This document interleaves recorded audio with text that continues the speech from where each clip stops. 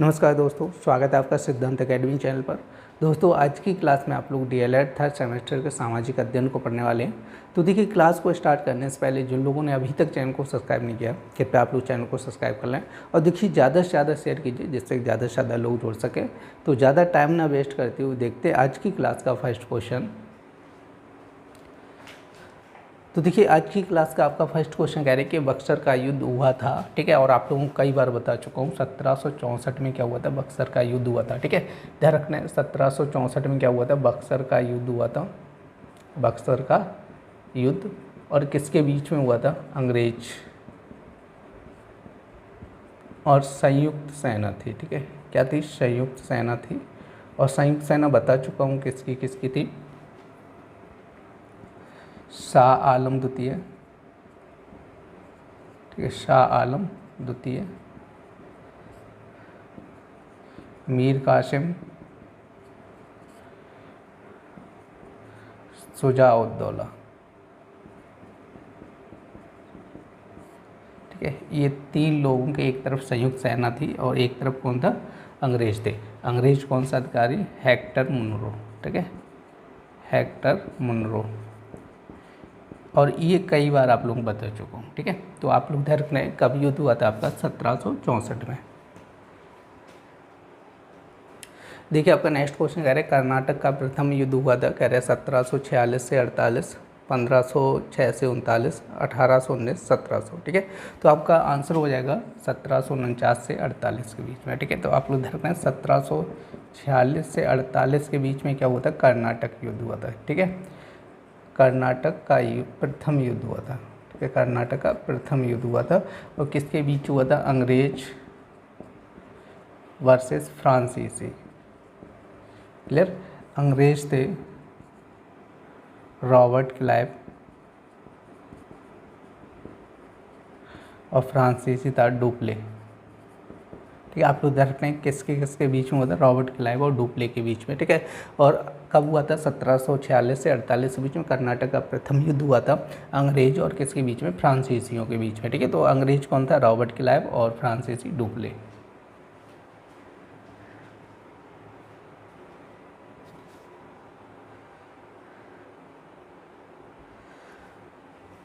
बिना किसी निर्णय के युद्ध समाप्त हुआ था, ठीक है। बिना किसी निर्णय के युद्ध समाप्त हुआ था, इसी तर्क ने कोई निर्णय नहीं हुआ था, मतलब इससे कोई निष्कर्ष नहीं निकला था युद्ध का, ठीक है। ये कहो कि क्लाइव जीता था कि डुप्ले जीता था, तो मतलब बिना निर्णय के ही युद्ध समाप्त कर दिया गया था, ठीक है। तो इसी तर्क ने क्वेश्चन कह रहे हैं कर्नाटक के द्वितीय युद्ध के समय पांडुचेरी का फ्रांसीसी गवर्नर था, ठीक है। तो आप लोगों से पूछा गया पांडुचेरी का फ्रांसीसी गवर्नर कौन था, ठीक है। कर्नाटक का द्वितीय युद्ध हुआ था, ठीक है। तो कर्नाटक का द्वितीय युद्ध हुआ था आपका 1749 से लेकर 1754 तक चला था, ठीक है। आप लोग देख रहे हैं कब स्टार्ट हुआ, 1749 में, कब तक चला, 1754 तक चला था। और आपसे कह रहे हैं पांडुचेरी का फ्रांसीसी गवर्नर पूछा है, तो आपका आंसर हो जाएगा डुप्ले हो जाएगा, ठीक है। और जो लॉर्ड क्लाइव था, इसने एक 1757 का प्लासी का युद्ध किया था, ठीक है। आप लोग देख रहे हैं, याद रखना है, पूछा जाता है प्लासी का युद्ध लॉर्ड क्लाइव ने किया था कब, 1757, किसके बीच में हुआ था, अंग्रेज और सिराजुद्दौला के बीच में, ठीक है। सिराजुद्दौला का जो सेनापति था मीर जाफ़र ने क्या किया था, धोखा दिया था, जिसकी वजह से क्या होता है, अंग्रेज जीत गए थे, क्लियर। देखिए, आपका नेक्स्ट क्वेश्चन कह रहा है डुप्ले को फ्रांस वापस कब बुलाया गया। तो आपके घर में डुप्ले जो था ना 1742 से लेकर 1754 तक भारत में रहा था, ठीक है। और 1754 में क्या हुआ था, इसको वापस बुला लिया गया था, ठीक है। तो डुप्ले ने क्या किया था कि अंग्रेज़ों के खिलाफ काफ़ी राजनीति या कूटनीति समझ लो, ठीक है, कूटनीति और सैन्य प्रयास किए थे, ठीक है। बहुत मतलब क्या हुआ था, कूटनीति और सैन्य प्रयास किए थे अंग्रेज़ों के खिलाफ। लेकिन क्या हुआ, फ्रांसीसी सरकार को इसकी कूटनीति और सैन्य प्रयास क्या हुए, असंतुष्ट मिली उनसे, ठीक है, संतुष्ट नहीं हुई फ्रांसीसी सरकार। तो इसलिए क्या किया था, फ्रांसीसी सरकार ने 1754 में डुप्ले को वापस बुला लिया था। देखिए, आपका नेक्स्ट क्वेश्चन कह रहा है प्लासी का युद्ध किस किस के बीच हुआ था, कह रहे हैं शाहजहां और मराठा, अकबर और अंग्रेज, कह रहे टीपू और अंग्रेज, सिराजुद्दौला और क्लाइव, ठीक है। बहुत बार आप लोगों को बता चुका हूँ। 1757 में क्या हुआ था, प्लासी का युद्ध हुआ था, और ये किसके बीच में हुआ था, सिराजुद्दौला और क्लाइव के बीच में हुआ था। और तो अकबर और अंग्रेज, शाहजहाँ मराठा, ये कोई भी युद्ध नहीं होते। एक युद्ध हुआ था टीपू सुल्तान और अंग्रेजों के बीच में 1799 में, ये भी बता चुका हूँ आप लोगों को, ठीक है। चतुर्थ आंगल मैसूर युद्ध हुआ था, ठीक है। चतुर्थ आंगल मैसूर युद्ध हुआ था, क्लियर। अंग्रेज और किसके बीच में हुआ था, अंग्रेज टीपू सुल्तान के बीच में, ठीक है। टीपू सुल्तान के बीच में हुआ था, जिसमें क्या होता है कि टीपू सुल्तान मारा गया था, ठीक है।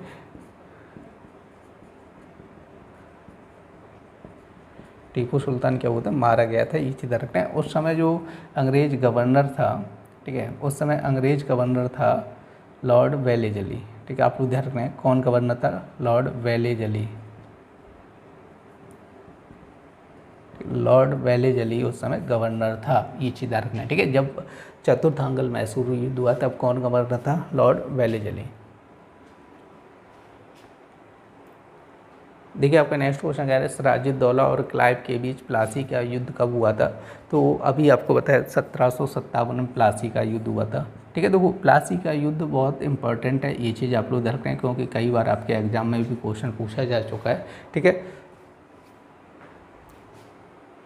देखिए आपका नेक्स्ट क्वेश्चन कह रहा है लॉर्ड वेलेजली भारत का गवर्नर जनरल कब बना, ठीक है। तो आपसे कह रहा है लॉर्ड वेलेजली भारत का गवर्नर जनरल कब बना। 1798 से लेकर 1805 तक रहा था।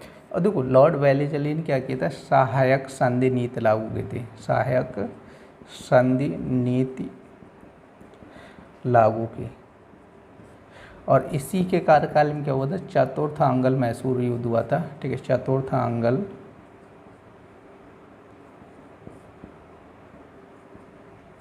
चतुर्थांगल मैसूर युद्ध, ठीक है। आप लोग याद रखने कब हुआ था, चतुर्थांगल मैसूर युद्ध 1799 में हुआ था, ठीक है।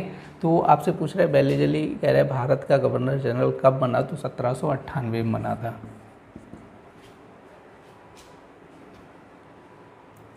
देखिए आपका नेक्स्ट क्वेश्चन क्या कह रहे हैं, पिंडारी कौन थे, कह रहे लूट मार करने वाले, युद्ध करने वाले, शिकार करने वाले, हत्या करने वाले थे, ठीक है।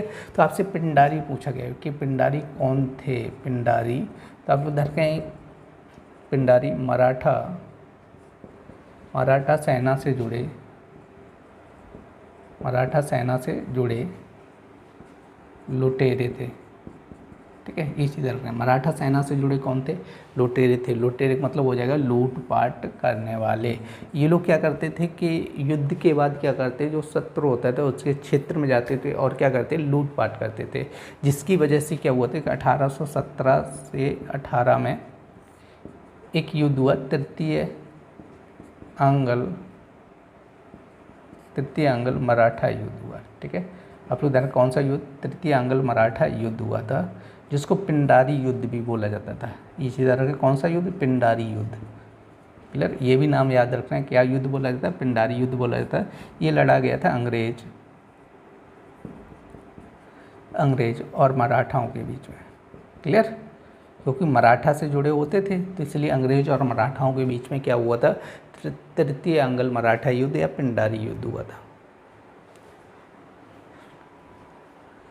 देखिए आपका नेक्स्ट क्वेश्चन कह रहा है कि लॉर्ड हेस्टिंग्स भारत के गवर्नर जनरल कब बने थे। तो आप लोग देख रहे हैं कि 1813 से 1823 तक रहे थे, ठीक है। और इन्हीं के कार्यकाल में क्या होता है, 1817 से 18 के बीच में क्या हुआ था, तृतीय आंगल मराठा युद्ध हुआ था, ठीक है। आप लोग देख रहे हैं कौन सा युद्ध हुआ था इनके समय में, तृतीय आंगल मराठा युद्ध। और हस्तक्षेप नीति का पालन किया था, का प्रारंभ किया एक तरीके से, यह हस्तक्षेप नीति को बढ़ावा दिया, ठीक है, क्लियर। हस्तक्षेप नीति को बढ़ावा दिया किसने, लॉर्ड हेस्टिंग्स ने, ठीक है। तो आपसे पूछा है कि कब जब गवर्नर जनरल बनना, तो आप लोग देख रहे हैं 1813 में। देखिए आपका नेक्स्ट क्वेश्चन कह रहा है प्रथम सिख युद्ध कब हुआ था। आपसे कह रहे प्रथम सिख युद्ध कब हुआ था, ये ध्यान रखना 1845 से 1846 के बीच में हुआ था, ठीक है। 45 से 46 में प्रथम सिख युद्ध, ठीक है, प्रथम सिख युद्ध हुआ था। क्लियर। दूसरा युद्ध हुआ था 1848 से 1849 के बीच में हुआ था। द्वितीय सिख युद्ध हुआ था। ठीक है, कब हुआ था द्वितीय सिख युद्ध? 1849, वो 48 से 49, और 1845 से 46 के बीच पहला युद्ध हुआ था। ठीक है, तो वही पूछा प्रथम युद्ध कब हुआ था? 1845 में हो जाएगा। ठीक है, 48 में दूसरा युद्ध हुआ था। देखिए आपका नेक्स्ट क्वेश्चन कह रहे हैं निम्न में से कौन सा खनिज तेल क्षेत्र नहीं है? आपसे कह रहे हैं तेल क्षेत्र नहीं है, तो आप लोग देख रहे हैं ये तीनों के तीनों तेल क्षेत्र हैं। ये रानीगंज है, ये तेल क्षेत्र नहीं है, ये कोयला क्षेत्र है। ठीक है, यहाँ पे क्या निकलता है? कोयला निकलता है। क्लियर, कोयला क्षेत्र है। और ये कहाँ पे है? पश्चिम बंगाल में है। कहाँ पे है? पश्चिम बंगाल। ये चीज़ रखना है। ठीक है, तो वही पूछा कौन सा तेल क्षेत्र नहीं, तो आपका आंसर हो जाए रानीगंज।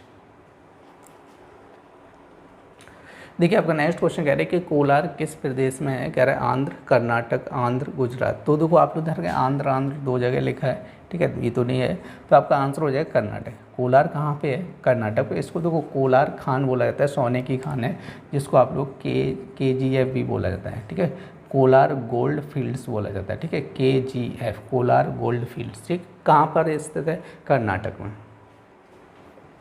देखिए आपका नेक्स्ट क्वेश्चन कह रहे हैं कर्नाटक का शिव समुद्रम पनबिजली घर कब प्रारंभ हुआ था? कह रहे हैं 1900, 1902, 1903, 1904। ठीक है, तो आपका आंसर हो जाएगा 1902। ठीक है, कब स्टार्ट हुआ था? 1902। और उस समय शासक था कृष्णराज वोडियार चतुर्थ। ठीक है, कौन शासक था? कृष्णराज वोडियार चतुर्थ।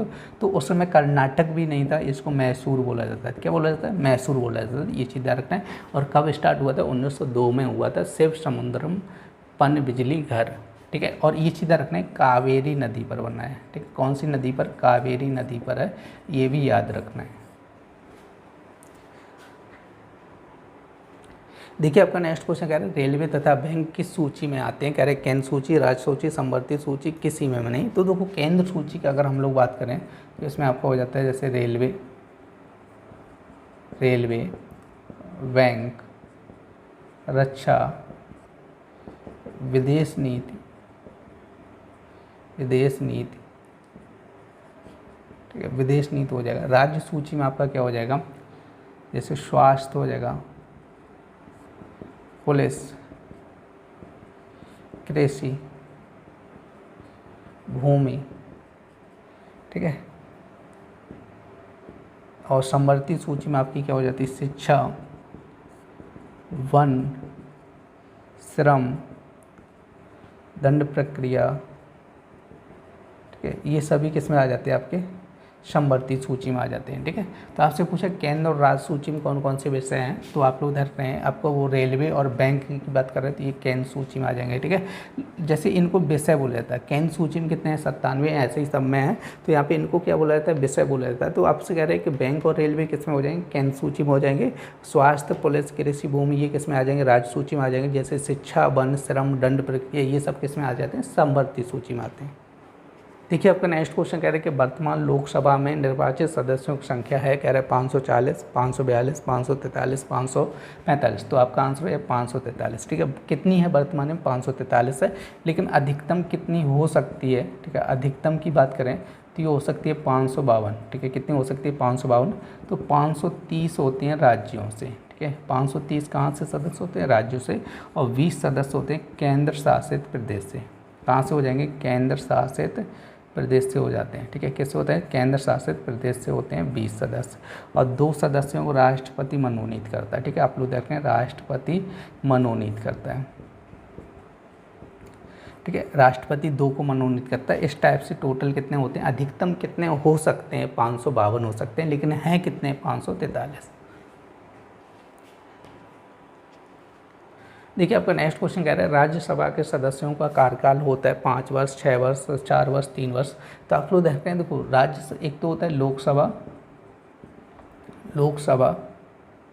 लोकसभा और राज्यसभा। ठीक है, राज्यसभा की बात करते हैं। देखो लोकसभा का कार्यकाल होता है 5 वर्ष, इसका हो जाता है 6 वर्ष। ये चीज़ आप लोग ध्यान रखना है। ये क्या होता है? लोकसभा आपका स्थायी सदन नहीं होता है। ठीक है, स्थायी सदन नहीं होता है। क्लियर? ये होता है स्थायी सदन। क्या होता है? स्थायी सदन होता है। क्लियर? स्थायी सदन होता है। ये भंग किया जा सकता है, भंग किया जा सकता है, भंग नहीं किया जा सकता है, भंग नहीं किया जा सकता। तो इसमें क्या होता है, देखो कार्यकाल 6 साल होता है, अब इसको भंग नहीं किया जा सकता है। तो इसमें क्या होता है कि प्रत्येक वर्ष क्या होता है, प्रत्येक 2 वर्ष, ठीक है, प्रत्येक 2 वर्ष में 1/3 सदस्य क्या कर देते हैं, ठीक है, त्याग पत्र दे देते हैं या इस्तीफा दे देते हैं। ठीक है, क्लियर नहीं? 1/3 सदस्य क्या कर देते हैं, इस्तीफा दे देते हैं या रिटायर ले लेते हैं। ठीक है, क्या हो जाते हैं, रिटायर हो जाते हैं, ऐसे लिख सकते हो आप लोग। ठीक है, प्रत्येक 2 साल में क्या होता है, 1/3 सदस्य क्या होते हैं, रिटायर हो जाते हैं, फिर उनकी जगह दूसरे सदस्यों को चुन लिया जाता है। ठीक है, अब पूर्णतः इसको भंग नहीं किया जा सकता। ऐसा नहीं होता है जितने भी सदस्य हैं टोटल एकदम से ख़त्म कर दो नया, ऐसा नहीं होता है। प्रत्येक 2 साल में 1/3 सदस्य ऐसे रिटायर हो जाएंगे तो उनकी जगह दूसरे आ जाएंगे। लोकसभा क्या होता है, लोकसभा को पूर्णतः भंग किया जा सकता है, क्योंकि अभी जैसे चुनाव होंगे तो पूरी लोकसभा खत्म होगी, सारे के सारे सांसद दोबारा से चुनाव लड़ेंगे, जीतेंगे, फिर पहुँचेंगे। ठीक है, तो यही क्या होता है, लोकसभा पूर्णतः भंग की जा सकती है, लेकिन राज्यसभा को पूर्णतः भंग नहीं किया जा सकता। और इसका कार्यकाल कितना होता है, 6 साल, और इसका कार्यकाल कितना होता है, 5 साल होता है। ठीक है, अब यहाँ पे ध्यान रखना है कि जो राज्यसभा होता है उसको उच्च सदन भी बोला जाता है। ठीक है, उच्च सदन भी बोला जाता है, इसको निम्न सदन भी बोलते हैं। ठीक है, क्या बोलते हैं, निम्न सदन बोलते हैं। ठीक है, ये भी चीज़ ध्यान रखना है। ठीक है, तो इसका आंसर हो जाएगा आपका 6 वर्ष। देखिए आपका नेक्स्ट क्वेश्चन कह रहा है कि उच्चतम न्यायालय के न्यायाधीश का कार्यकाल कितनी आयु तक होता है, कह रहा है 65 वर्ष, 62 वर्ष, 60 वर्ष, 63 वर्ष। तो आपका आंसर हो जाएगा 65 वर्ष। ठीक है, उच्चतम न्यायालय, देखिए सुप्रीम कोर्ट की बात कर रहे हैं, और ये होता है अनुच्छेद 124 खा के तहत। ठीक है, 124(2) के तहत, 2 का मतलब हो जाए का खा, ऐसे चलता है हिंदी में। ठीक है, तो 124(2) के तहत 65 वर्ष, ठीक है, क्या होता है, इनका कार्यकाल होता है। देखो 65 वर्ष जैसे ही कंप्लीट होंगे वैसे ही क्या होगा, इस्तीफा दे देंगे। ठीक है, तो 62 वर्ष जो कार्यकाल होता है वो होता है आपके उच्च न्यायालय के, उच्च न्यायालय के न्यायाधीश का कार्यकाल। ठीक है, इसी तरह में उच्च न्यायालय के न्यायाधीश का कार्यकाल कितना होता है आपका, 62 वर्ष होता है। उच्च न्यायालय का मतलब होता है हाई कोर्ट। ठीक है, high court, clear? High court का के न्यायाधीश का कार्यकाल कितना होता है, 62 वर्ष होता है। और उच्चतम न्यायालय का मतलब होता है सुप्रीम कोर्ट। ठीक है, सुप्रीम कोर्ट के न्यायाधीश का कार्यकाल कितना होता है, 65 वर्ष होता है, इसी दर में, और ये होता है अनुच्छेद 217 के तहत। ठीक है, हाई कोर्ट के न्यायाधीश का कार्यकाल कितना होता है आपका, 62 वर्ष होता है, किसके अनुच्छेद 217 के तहत, और ये होता है अनुच्छेद 124(2) के तहत 65 वर्ष होता है। देखिए आपका नेक्स्ट क्वेश्चन कह रहा है सर्वोच्च न्यायालय के न्यायाधीशों की नियुक्ति करता है, कह रहे राष्ट्रपति, प्रधानमंत्री, विधि मंत्री, मुख्य न्यायाधीश। तो आप लोग ध्यान रखें राष्ट्रपति करता है। ठीक है, कौन करता है, राष्ट्रपति करता है। और ये चीज़ ध्यान रखना, राष्ट्रपति अपने मन से किसी को भी मुख्य न्यायाधीश नहीं बना सकता है। ठीक है, उसमें क्या होता है, कॉलेजियम सिस्टम होता है। ठीक है, कॉलेजियम सिस्टम क्या होता है, देखो इसमें क्या होता है कि मुख्य न्यायाधीश और अन्य न्यायाधीश मिलके क्या करते हैं, एक सूची बनाते हैं। ठीक है, क्या करते हैं, सूची बनाते हैं। उस सूची में जिसका भी नाम होगा उन्हीं में से किसी एक को राष्ट्रपति क्या करता है, मुख्य न्यायाधीश नियुक्त कर सकता है। ठीक है, उसी में से, अपने मन से किसी को भी नहीं नियुक्त कर सकता है ना। आप लोग ये सोचो कि यहाँ पे बोल दिया है कौन नियुक्त करता है, मुख्य राष्ट्रपति नियुक्त करता है, तो किसी को भी बना देगा, किसी को नहीं बनाएगा। ठीक है, तो राष्ट्रपति की नियुक्ति की जो प्रोसेस होती है उसको क्या बोलते हैं, कॉलेजियम सिस्टम बोलते हैं। उसी के तहत राष्ट्रपति क्या करता है, किसी को भी मुख्य न्यायाधीश बना सकता है, वो सूची में से। ठीक है, जो सूची में नाम दिए उसमें से किसी को भी क्या बना सकता है, मुख्य न्यायाधीश बना सकता है।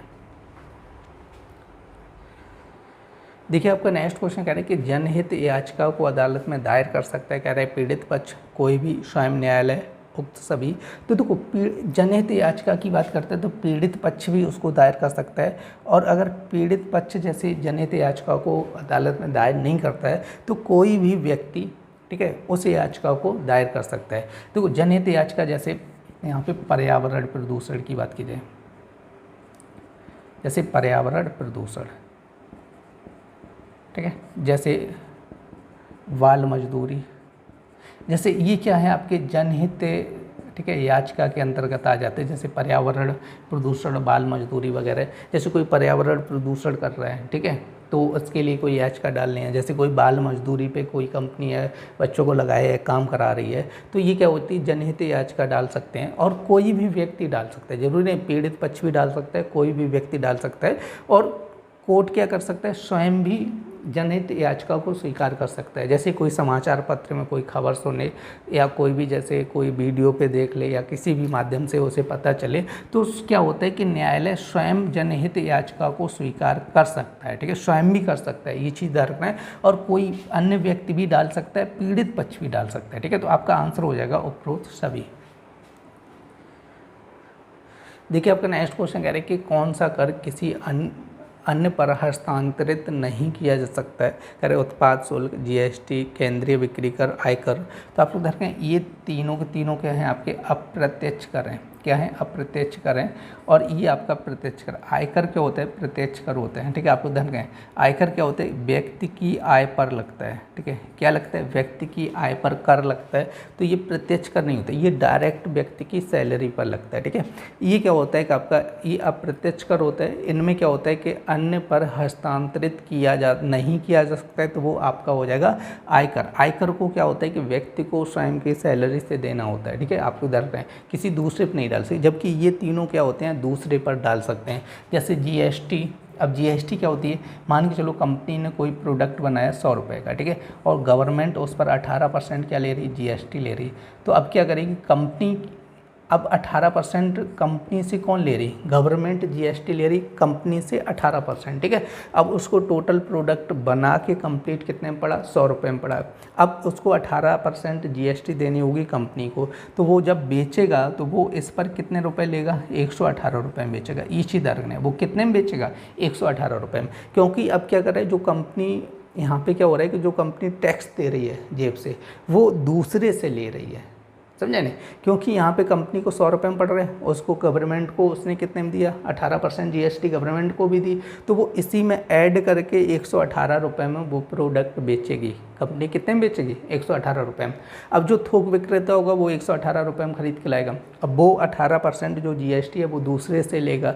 ऐसे करके क्या होता है कि ये क्या होता है, एक तरीके से हस्तांतरित होता रहता है ये तीनों, ठीक है। लेकिन आयकर क्या होता है, आपका हस्तांतरित नहीं होता है, उसी व्यक्ति को देना होता है, ठीक है। ये चीज़ रखना है। तो आपका आंसर हो जाएगा ऑप्शन नंबर डी, आयकर।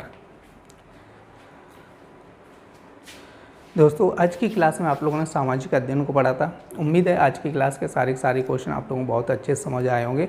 और यदि आप लोगों को हमारी क्लास पसंद आई तो क्लास को लाइक करें और चैनल को सब्सक्राइब करना ना भूलें। तो चलिए फिर मिलते हैं ऐसी नेक्स्ट क्लास में, तब तक के लिए धन्यवाद।